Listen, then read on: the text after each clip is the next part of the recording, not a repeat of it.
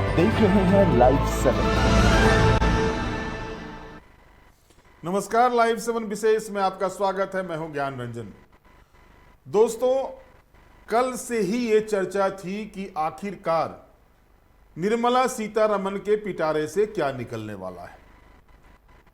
निर्मला सीतारमण के पिटारे से निकला बहुत कुछ निकला, लेकिन बाहर आई तो बिहार में झारखंड को किया गया दरकिनार, या यूं कहें कि झारखंड के हाथों में थमा दिया गया झुनझुना। बिहार में चूंकि 2025 के अंत में चुनाव हैं, विधानसभा के चुनाव हैं, और वहां पर एनडीए की सरकार है नीतीश कुमार के नेतृत्व में, और लगातार फूफा जी मुंह फुला रहे थे, यह भी लोगों को दिखाई दे रहा था। अब फूफा जी को कैसे संतुष्ट किया जाए, तो भैया पटना आईआईटी के लिए व्यवस्था की गई, उसको विस्तार किया जा रहा है, पटना एयरपोर्ट का विस्तार किया जा रहा है, मखाना बोर्ड का गठन किया जा रहा है, मिथिलांचल में जो बार बार की त्रासदी झेली जा रही थी उसको लेकर योजनाएं हैं, फूड प्रोसेसिंग पार्क को लेकर के योजनाएं हैं। लेकिन झारखंड को क्या मिला? कुछ नहीं। सीधे तौर पर जैसे बिहार का नाम बार बार आया, वित्त मंत्री के भाषण के दौरान बार बार बिहार का नाम आया, लेकिन एक बार भी झारखंड का नाम नहीं आया 1 घंटा 15 मिनट से ज्यादा समय के बजट भाषण में। हालांकि अगर आप पूरे बजट को देखेंगे तो इंफ्रास्ट्रक्चर डेवलपमेंट को लेकर के केंद्र सरकार की सोच सराहनीय है, किसानों और मध्यम वर्ग को लेकर के सोच सराहनीय है, युवाओं के लेकर के भी सोच सराहनीय है, और खास करके जो इनकम टैक्स पेयर हैं, जो लगातार पिछले मोदी 1 से लेकर के मोदी 3 तक में जो लगातार डिमांड किए जा रहे थे, तो वो डिमांड मोदी सरकार के तीसरे कार्यकाल में पूरा हुआ। यानी 12 लाख रुपए तक के इनकम पर कोई टैक्स नहीं लगेंगे, और खास करके इसमें फायदा नौकरी पेशा को ये हो रहा है कि 13.25 लाख यानी 12.75 लाख रुपए तक के टैक्स पर उनको 0 रुपये टैक्स लगेंगे। यानी 12 लाख तक की आमदनी वाले लोगों के लिए खुशखबरी है, यानी मध्यम वर्ग के लिए खुशखबरी है, और लगातार इसकी डिमांड हो रही थी। अब हम आगे बात करते हैं कि भाई बिहार को और झारखंड के साथ ऐसा सौतेलापन क्यों इस बजट में। लगातार आपको याद होगा दोस्तों, चुनाव से पहले, चुनाव के बाद, और अभी जब बजट आने वाले थे तब राज्य सरकार की ओर से, चाहे वो मुख्यमंत्री जी का वक्तव्य हो या वित्त मंत्री जी का वक्तव्य हो या अन्य कोई मंत्री का वक्तव्य हो, उनकी डिमांड थी कि उनके अगर कुछ ना दे तो उनके 1,36,000 करोड़ रुपये जो बकाया है वही केंद्र सरकार दे दे। लेकिन 1,36,000 करोड़ की बात तो दूर, कोई सीधे तौर पर, जैसे बिहार को मैंने गिनाया कि 5 योजनाओं के बारे में मैंने आपको गिनाया बिहार का, वो आपने देखा। अब यहां देखिए कि कहते हैं ना कि कदम ताल से ही पकड़ में आ जाता है कि आगे का रुख क्या होने वाला। और निर्मला सीतारमण जब बजट को लेकर के पार्लियामेंट की ओर निकली तो उन्होंने जो साड़ी पहनी थी, जरा उसे गौर कीजिएगा। उन्होंने साड़ी पहनी थी और उस साड़ी का डिजाइन देखिए, कौन सा डिजाइन है। निर्मला सीतारमण ने जो साड़ी पहनी थी वो साड़ी, यानी कह सकते हैं निर्मला सीतारमण के पोशाक ने ही संकेत दे दिया था कि बिहार की बल्ले बल्ले होने वाली है। पद्मश्री दुलारी देवी द्वारा बुनी गई साड़ी उन्होंने पहनी थी, जिसमें मधुबनी पेंटिंग की साफ झलक दिख रही थी। तो मिथिलांचल को जो है वेस्टर्न कोसी केनाल प्रोजेक्ट का तोहफा दे दिया गया। मिथिलांचल यानी मधुबनी पेंटिंग की साड़ी पहन के निर्मला सीतारमण पार्लियामेंट जाती हैं, वहां पर वो भाषण देती हैं, वहां पर वो बजट पेश करती हैं, बजट भाषण देती हैं, और मिथिला पेंटिंग की साड़ी पहन करके उन्होंने मिथिलांचल को एक सौगात दी कि वेस्टर्न कोसी केनाल। हालांकि ये बहुत आवश्यक है, क्योंकि लगातार देखा जा रहा है कि बाढ़ की त्रासदी कम होने का नाम नहीं ले रही है। अगर इस पर काम होता है, जो अगले 5 वर्ष की योजना है, इस पर काम होता है, जाहिर तौर पर मिथिलांचल और सीमांचल के जो लोग हैं उनको इससे बहुत ज़्यादा फायदा मिलने जा रहा है। दूसरी ओर बिहार के लिए जो छप्पर फाड़ योजना की गई है, ऐलान किया गया है, उसमें आप देखें बिहार के किसानों के लिए मखाना बोर्ड का गठन किया गया है। अब मेरे मन में वही सवाल आ रहा था कि भाई आप मखाना बोर्ड का गठन बिहार के लिए के स्वागत योग्य कदम है। मखाना बोर्ड का गठन होना चाहिए। मिथिलांचल से लेकर के सीमांचल तक पूरा मखाना की खेती होती है, चाहे वो आप झंझारपुर से शुरू करें, वहां से लेकर के आप कोसी वो अररिया तक जाएंगे तो वहां पर जो है सो आपको दिखाई देगा कि मखाना की खेती होती है। अच्छे दाम भी मिलते हैं, लेकिन काफ़ी मेहनत करके किसान उसे उपजाते हैं। तो इसको लेकर के अगर बोर्ड का गठन किया गया है तो ये स्वागत योग्य है। लेकिन अगर इसी तरह की बातें होती है तो झारखंड में भी आपको याद होगा कि रेशम जो है झारखंड का विश्व प्रसिद्ध रेशम है। सबसे ज़्यादा अगर बेस्ट क्वालिटी का रेशम कहीं होता है तो वो झारखंड में होता है। और उसको लेकर के जो है सो अगर इसी तरह का उनको बढ़ावा देने के लिए अगर बोर्ड का गठन होता तो शायद झारखंड वाले को भी फायदा होता। इसी तरह से अगर झारखंड में भी बात करें तो पलास, जिसका रंग बनता है, कई चीजें होती है। पलास की खेती जो होती है झारखंड में आप देखेंगे, पलास के फूल अभी यूं ही आपको मिलेंगे। उसको लेकर के, महुआ को लेकर के कई ऐसे प्राकृतिक चीजें हैं जो झारखंड में है। उसको लेकर के अगर चाहे तो उस पर काम हो सकता था, लेकिन उस तरह का कुछ नहीं हुआ। अब सवाल ये उठ रहा है कि भाई झारखंड को मिला क्या, और सवाल लाजमी भी है। अगर आप देखेंगे कि निर्मला सीतारमण के बजट में, जो बजट उन्होंने पेश किया है, उसमें बिहार के लिए कई बड़ी घोषणाएं तो की गई, लेकिन झारखंड केंद्रित किसी योजना की घोषणा नहीं हुई है। हालांकि कई ऐसी योजनाएं हैं जिसका लाभ झारखंड को भी मिलेगा। वित्त मंत्री ने सक्षम आंगनबाड़ी केंद्र और पोषण 2.0 योजना की घोषणा के अलावा किसान क्रेडिट कार्ड, स्टार्टअप से जुड़ी घोषणाएं की हैं। गांव के सरकारी स्कूलों और स्वास्थ्य केंद्रों को ब्रॉडबैंड से जोड़ने की घोषणा हुई है, जबकि सरकारी स्कूलों में अटल टिकरिंग लैब खोलने की घोषणा हुई है। निर्मला सीतारमण ने अपने बजट में महिला, SC/ST उद्यमियों के लिए भी बड़ी घोषणाएं की हैं। इन सभी योजनाओं का लाभ झारखंड के लोगों को मिलेगा, ये तय है। यानी केंद्र की जो योजनाएं हैं वो झारखंड को मिलेंगी, लेकिन झारखंड के लिए स्पेशली कोई योजना इस बजट में नहीं है। इन योजनाओं का झारखंड के लोगों को लाभ मिलेगा। सक्षम आंगनबाड़ी केंद्र और पोषण 2.0 योजना का, किसान क्रेडिट कार्ड योजना का, स्टार्टअप योजना का, सरकारी स्कूल और स्वास्थ्य केंद्र ब्रॉडबैंड से जुड़ेंगे, इसका लाभ मिलेगा। सरकारी स्कूलों में अटल टिकरिंग लैब खुलेंगे, इसका लाभ मिलेगा। महिला, SC/ST उद्यमों के लिए देश 10,000 करोड़ रुपए का फंड है, इसका लाभ मिलेगा। यानी ओवरऑल अगर आप देखेंगे तो जो मूल रूप से जो घोषणाएं की गई है, उन घोषणाओं का हर स्टेट को लाभ मिलेगा। तो जाहिर है झारखंड को भी लाभ मिलेगा। क्योंकि झारखंड में ST की आबादी ज़्यादा है, तो हो सकता है कि वो आंकड़ा बाद में दिखाया जाएगा कि झारखंड की ST आबादी को ध्यान में रखते हुए ये आंकड़े भाजपा वाले पेश करेंगे। लेकिन साफ तौर पर जो सीधे तौर पर दिखने चाहिए थे, वो एक भी योजना यहाँ पर दिखाई नहीं देती हैं।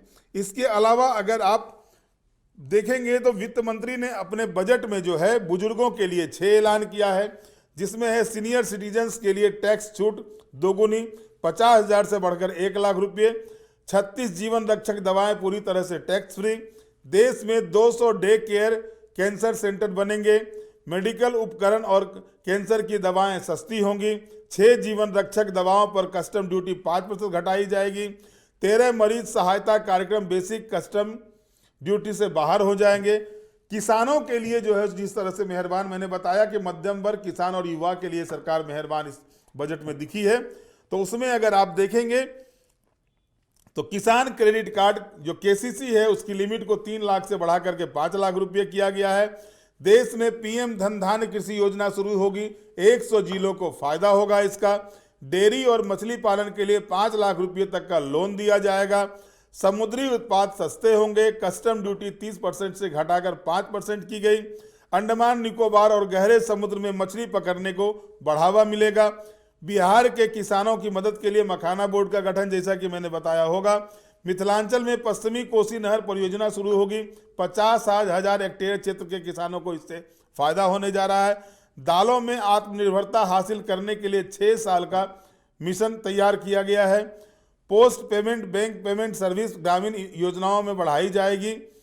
कपास उत्पादन के लिए 5 साल की कार्य योजना, प्रोडक्शन, मार्केटिंग व फोकस किया जाएगा। असम के नामरूप में नया यूरिया प्लांट लगेगा। युवाओं के लिए जो 11 ऐलान किए गए, आप देखें कि एआई का समय आ रहा है और जाहिर तौर पर सरकार को समय के हिसाब से अपनी नीतियों में भी परिवर्तन करना चाहिए। वो यहाँ पर दिखाई देता है। युवाओं के स्टार्टअप के लिए 10,000 करोड़ रुपए का फंड तैयार किया जाएगा। 500 करोड़ रुपए से 3 AI artificial intelligence excellence centre बनेंगे। इसके बाद मेडिकल एजुकेशन के लिए अगले 5 साल में 75,000 सीटें बढ़ेगी। देश में 23 आईआईटी में 6500 सीटें बढ़ाई जाएंगी। मेडिकल कॉलेजों में 10,000 सीटें बढ़ेंगी। पीएम रिसर्च फेलोशिप के तहत 10,000 नई फेलोशिप दी जाएगी।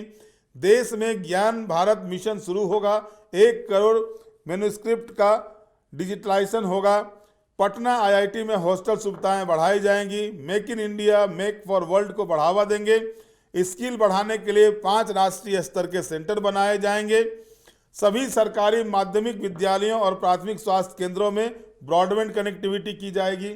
और व्यापारियों के लिए भी सरकार ने 10 जो बड़े ऐलान किए वो मैं आपको बता रहा हूं। एमएसएमई के लिए लोन गारंटी लिमिट 5 करोड़ से बढ़ाकर 10 करोड़ रुपये होगी। सोशल वेलफेयर सरचार्ज हटाने का प्रस्ताव है। 7 टैरिफ रेट हटेंगे। अब देश में 8 टैरिफ रेट ही रह जाएंगे। ग्लोबल कैपेबिलिटी सेंटर टियर 2 शहरों में बनाए जाएंगे। देश को खिलौना उत्पादन का ग्लोबल हब बनाने राष्ट्रीय योजना बनेगी। नई लेदर स्कीम से 22 लाख लोगों को रोजगार मिलेगा। बिहार में national institute of food technology बनेगा। सूक्ष्म उद्यानों के लिए 5 लाख रुपए की लिमिट वाले कस्टमाइज क्रेडिट कार्ड जारी होंगे। पहले वर्ष 10 लाख कस्टमाइज क्रेडिट कार्ड जारी किए जाएंगे। शहरी स्ट्रीट वेंडर के लिए पीएम स्वनिधि स्कीम की लोन लिमिट बढ़ाकर 30,000 रुपये होगी।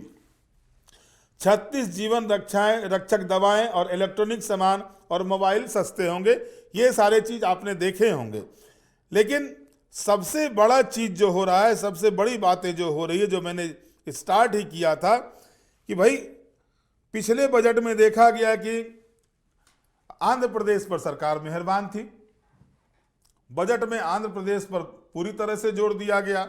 क्योंकि आंध्र प्रदेश में जो सरकार है चंद्रबाबु नायडू के नेतृत्व में, वो सरकार जो है सो उसके सांसद जो है सो अभी जो मोदी 3 की सरकार है उसमें वो समर्थन किए हुए, बहुमत नहीं था मोदी 3 को, 240 सीटें ही आई थी। तो वहां पर जो है सो नीतीश कुमार और चंद्रबाबू नायडू का साथ मिला हुआ है। जाहिर तौर पर पिछले बजट में देखा गया कि वहां के लिए सरकार मेहरबान थी और इस बार बिहार के लिए मेहरबान है। जाहिर तौर पर अगर आप देखेंगे जो पिछले चुनाव के परिणाम आए हुए हैं, सीमांचल और कोसी के जो क्षेत्र हैं, मिथिलांचल के जो क्षेत्र हैं, इन क्षेत्रों में भारतीय जनता पार्टी या एनडीए को पूर्ण कह सकते हैं बम्पर वोटिंग हुआ था। एनडीए के पक्ष में बम्पर वोटिंग हुआ था। लेकिन अन्य क्षेत्रों में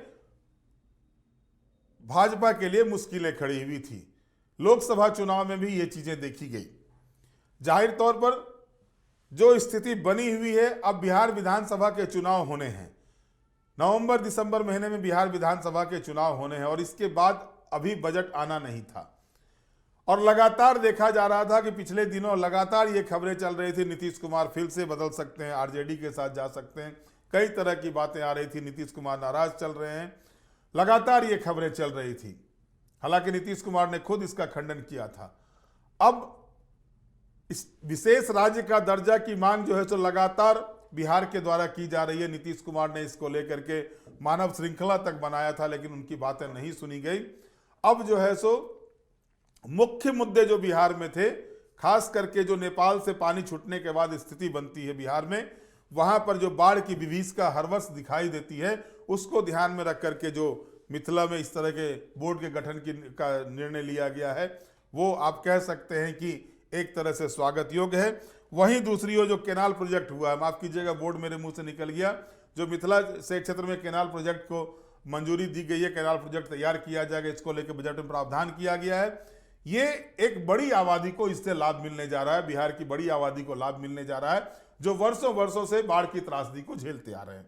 वहीं दूसरी ओर मखाना बोर्ड के गठन होने से आप देखेंगे तो मिथिलांचल से लेकर के, मैंने बताया आपको कि नेपाल के तराई की जो झंझारपुर के क्षेत्र से स्टार्ट कीजिए, वहां से लेकर के अररिया के एरिया तक, लास्ट जो आपका बॉर्डर पहुंचता है, सीधे तौर पर आप कह सकते हैं वो बंगाल और असम के बॉर्डर की ओर जाता है, उस क्षेत्र तक जो है सो वहां पर मखाना की खेती होती है और प्रचुर मात्रा में खेती होती है। इसको लेकर के मखाना बोर्ड के गठन का निर्णय लिया गया है। जाहिर तौर पर है कि मार्केट में जो भी रेट हो, लेकिन किसानों को अभी भी, मखाना के किसानों को अभी भी समुचित दाम नहीं मिल रहे हैं। आज के दिन में भी ग्रामीण क्षेत्रों में देखा जाता है कि 300-400 रुपये किलो जो है सो उनसे मखाना उठा लिए जाते हैं। उनके पास कोई बाजार नहीं होता है, लेकिन उसे ही पैकेजिंग करके जब बाजार में भेजा जाता है तो वो 300-400 रुपये पाव हो जाते हैं। 250 ग्राम 300-400 रुपये में मिलने शुरू हो जाते हैं। तो इसको लेकर के बोर्ड का गठन होता है तो जाहिर तौर पर किसानों को इसका लाभ मिलेगा। लेकिन बिहार के साथ तो चुनाव को देखते हुए केंद्र सरकार ने अपने जो है सो उनकी तो बल्ले बल्ले करके रख दी है। लेकिन झारखंड ने क्या गुनाह किया? सवाल तो ये उठ रहा है, झारखंड ने गुनाह क्या किया? झारखंड को भी विकास के लिए राशि चाहिए, झारखंड को भी विकास के लिए प्रोजेक्ट चाहिए, आखिर उस पर ध्यान क्यों नहीं गया? रेलवे की दिखाई जाए, गिनाई जाएगी, रेलवे की इतनी योजनाएं चल रही हैं, तो फलानी योजनाएं चल रही हैं, ढेमका योजना चल रहा है, लेकिन जिस तरह से इंकित करके दिखाया गया बिहार में ये चीजें दी जा रही है, झारखंड में उससे जुड़ा हुआ एक भी चीज नाम लेने वाला तक नहीं है। बहरहाल आप देखते हैं कि आगे क्या कुछ होता है। आप हमारे साथ जुड़े रहें, हमें लाइक करें, सब्सक्राइब करें। बहुत बहुत धन्यवाद। नमस्कार।